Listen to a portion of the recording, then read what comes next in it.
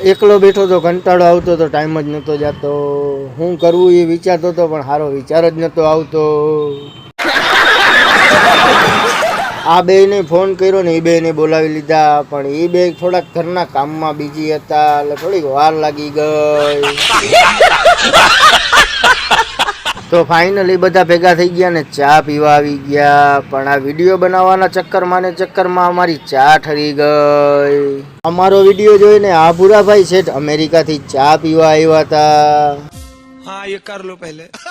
અમારા શોરૂમે આવી હતી હાર્લી ડિવેક્શન ને, એમાં થોડુંક ગેરનું કામ કરવાનું હતું, કેમ કે આ ગાડીમાં કંપની ગેર ફિટિંગ કરતા જ ભૂલી ગઈ. આપણે આવી ગયા ગેરબોક્સ લેવા, પણ અહીંયા તો હાર્લીનો ગેરબોક્સ હાજર જ નતો. અને ઓલા ભાઈ કે ગેરબોક્સ ઓર્ડર મુજબ મગાવી આપી, અને એમાંય 4 દિવસનો ટાઈમ લાગે. कैसा लगा मेरा मजाक? રસ્તામાં મને મળવા મારા ફોલોવર્સ આવ્યા હતા, પણ ફોલોવર્સ વીઆઈપી હતા એટલે એ ઓટોગ્રાફ માગતા હતા. પછી તો મેં પણ ત્રાંબાના પતરા ઉપર સોલાની કલમથી ઓટોગ્રાફ આપી દીધો. જલવા હે હમારા. બધું કામ પતાવીને પાછો જ્યાં હતો ત્યાં આવીને બેસી ગયો. અને તમે બધા લાઈક કોમેન્ટ ને ફોલો કરી દેજો.